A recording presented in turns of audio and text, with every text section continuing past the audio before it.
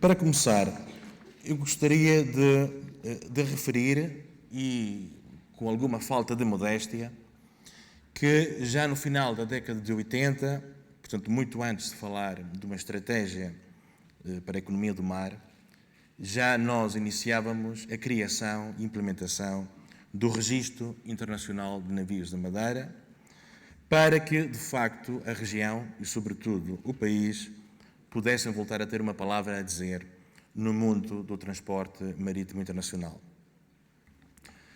Foi, pois, com este objetivo em mente e com outros que avançamos com a criação do registro, como digo, no final da década de 80, mas precisamente em 1989. O registro ficou, desde logo, inserido no âmbito e na estratégia global do Centro Internacional de Negócios da Madeira, que, como sabem, é um programa económico mais vasto, com vista à diversificação e modernização da economia regional, nomeadamente da sua estrutura de bens e serviços.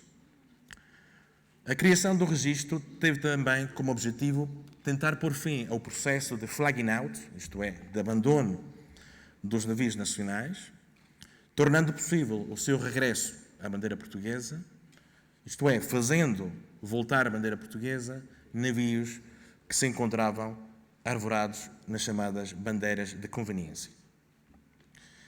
O registro, na sua criação, foi também uma tentativa de recuperar e reconstruir a marinha mercante portuguesa, a qual, como sabemos, praticamente desapareceu com o fim das antigas colónias. Tentamos também criar uma nova fonte de receitas e de emprego por via das atividades ligadas ao transporte marítimo e captar também investimento estrangeiro e know-how estrangeiro, que é, aliás, um dos principais objetivos do Centro Internacional de Negócios no seu todo. Quando iniciamos a implementação do registro, olhamos para alguns exemplos, para casos de sucesso, e há vários, tanto na Europa como fora da Europa. Eu gostaria aqui de falar de um exemplo específico, talvez por ser o mais evidente, que é o caso de Malta, do Registro Internacional de Navios de Malta e do Cluster Marítimo de Malta, que é, de facto, um sucesso a todos os níveis. Malta, como sabemos, é um pequeno país da União Europeia, um país de reduzidas dimensões, com pouco mais de 400 mil habitantes, é uma economia insular, é uma economia sem recursos naturais, é uma economia que não consegue gerar economias de escala e é, portanto, uma pequena economia com características muito semelhantes às da Madeira. No entanto, apesar da sua reduzida dimensão, Malta atualmente detém a 8ª maior marinha mercante do mundo e a maior da União Europeia. Isto foi possível graças à criação do Registro Internacional de Navios de Malta, há mais de 30 anos, que despoletou a criação de variedíssimas outras atividades relacionadas com a operação dos navios.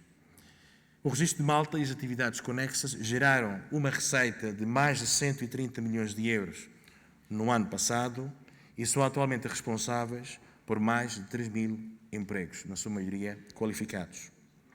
O sucesso do Registro de Malta gerou a criação de serviços de apoio em terra, como, por exemplo, a construção de estaleiros navais, não só para a construção, como também para a reparação de navios, e levou também a uma melhoria significativa das infraestruturas portuárias. Passados 30 anos, Malta efetivamente transformou-se num verdadeiro hub marítimo no Mediterrâneo, onde o cluster do mar, no seu todo, representa cerca de 12% do produto interno bruto desta pequena economia insular. Foi, portanto, tendo em atenção não só o caso de Malta como outros, que avançamos com o Registro Internacional de Navios da Madeira, com as seguintes características. Um registro, obviamente, que tinha que estar plenamente integrado na União Europeia. E é, portanto, um registro comunitário e é também, e é importante dizê-lo, é um registro credível e seguro, na medida em que todas as convenções sobre segurança marítima ratificadas pelo Estado português são inteiramente aplicáveis a todos os navios registados na Madeira. Também por esta ordem de razão, o registro da Madeira encontra-se na chamada lista branca do Memorandum de Paris. A qualidade e a segurança do registro é garantida através do funcionamento de uma comissão técnica, que é composta por 3 elementos, por 3 membros, 2 dos quais nomeados pelo Governo Central, nomeadamente pelo Ministério da Tutela e pela Direção-Geral de Segurança Marítima, e por um terceiro elemento nomeado pela Região Autónoma da Madeira. A Madeira conseguiu, de facto, o registro da Madeira conseguiu, de facto, salvaguardar esta imagem de segurança e de qualidade, o que faz com que o registro da Madeira nunca tenha tido a classificação de bandeira de conveniência, nem por parte da IMO, International Maritime Organization, nem por parte da ITF, a International Transport Federation. Tal como os outros registros internacionais de navios que existem na Europa, e não só, o nosso também oferece, e tem que oferecer, um conjunto de benefícios fiscais e operacionais interessantes para os armadores que nos procurem e que se encontram associados ao regime fiscal do Centro Internacional de Negócios. Em suma, tentamos criar um registro seguro e atrativo para os armadores internacionais e para as empresas de transporte marítimo a nível mundial. Quais foram, portanto, os resultados obtidos nestes anos de operação? Conforme podemos constatar, neste gráfico, temos mais de 230 embarcações atualmente registradas na Madeira, divididas por 147 navios de comércio, 51 embarcações de recreio e 35 iates comerciais. Entre os navios de comércio, temos navios de passageiros, petroleiros, navios químicos, rebocadores, enfim, todo o tipo de navios de comércio. Quanto à origem dos mesmos, são sobretudo de origem europeia e, essencialmente, de países com larga tradição marítima, como são os casos da Itália, da Alemanha, de Espanha, da Noruega e de outros países escandinavos. Eu gostaria aqui de referir 2 pontos com relação a estes números. Em primeiro lugar, referir que o registro convencional português, isto é, o registro tradicional português, atualmente só tem 1 dúzia de embarcações registadas. Portanto, a Marinha Mercante com bandeira portuguesa que se encontra registada na Madeira representa mais de 90% de toda a Marinha Mercante portuguesa, o que é, de facto, assinalável. Entre os armadores e as empresas de shipping, de transporte marítimo, que se encontram atualmente a operar na Madeira, eu destacaria as seguintes.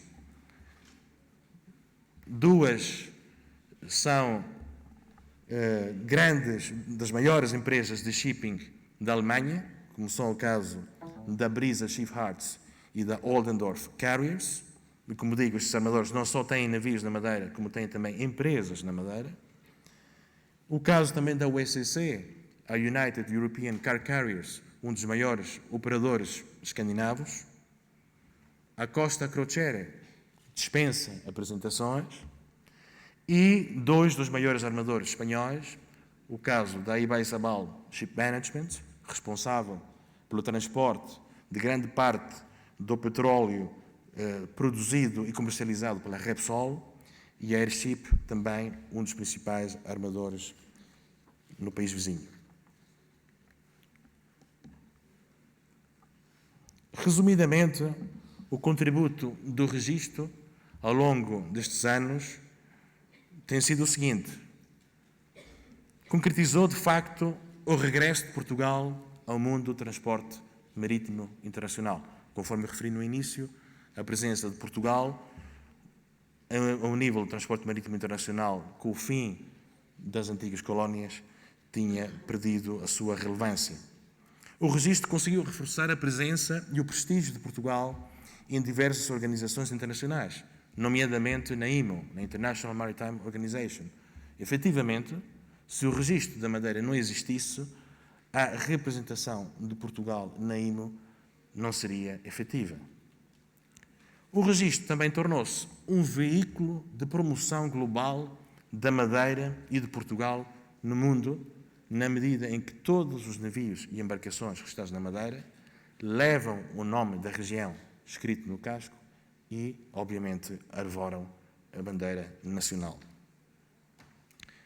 O registro tem vindo a tornar-se cada vez mais numa fonte de receitas fiscais, não só através dos navios registados, como também das sociedades constituídas para a gestão dos mesmos.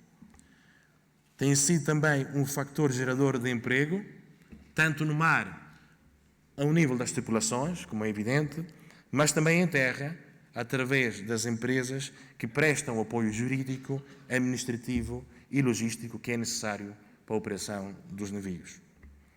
Em síntese, o registro permitiu não só atrair armadores e navios de qualidade, como também empresas de ship management e empresas de manning, contribuindo para a criação de um cluster marítimo na região.